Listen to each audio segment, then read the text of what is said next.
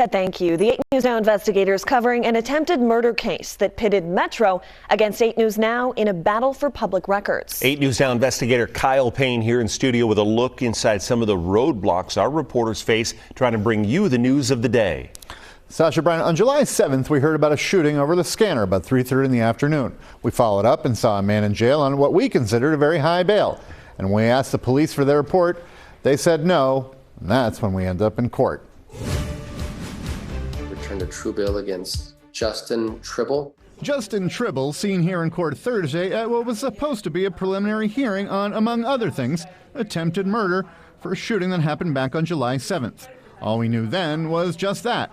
There was a shooting. And then we saw that even though no one died, a judge decided to hold Tribble on $750,000 bail, and we wanted to know why, so we did what we always do.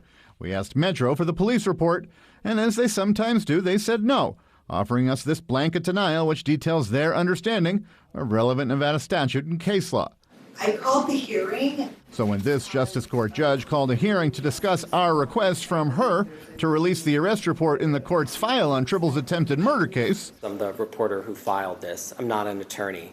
8 News Now investigator David Charnes went into Justice Court to plead his case, and standing there in front of him, in between him and the judge, and the document to which he felt entitled as a member of the media. Just in this case, not to set a standard. Was Metro's attorney Martina Bauhaus, arguing in open court why the judge should do what Metro wants and withhold the public record, just like Metro did in the first case, and blame the media. What has happened, though, is the media got smart and circumvented the process of us denying it, went to the court, and the court, not knowing that they were denied by us, would release it. You all were looking for an arrest report. An arrest report is a public record all day, every day. Colleen McCarty is an attorney at the law firm Ballard Spahr. Before that, she worked here at Channel 8.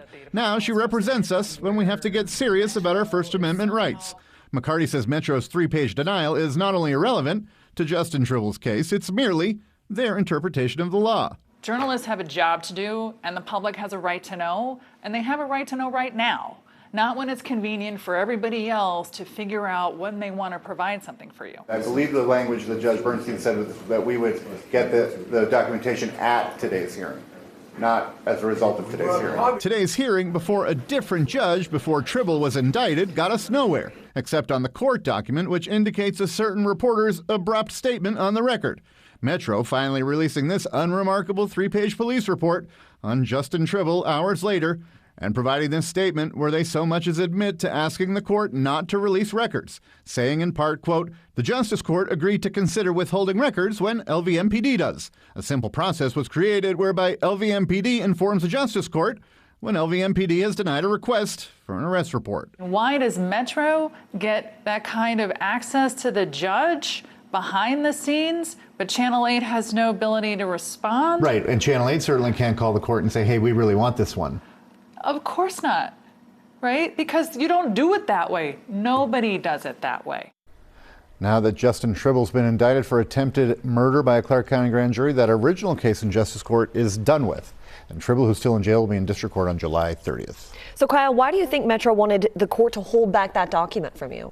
Well, that would have been nice to know. Sometimes they say things like it might jeopardize an investigation or put an undercover officer at risk, but Metro didn't give us any other reason. And with our lawyer today, she said that by the time that document gets into the court file, there's no way we shouldn't be able to have it, that the public has the right to know.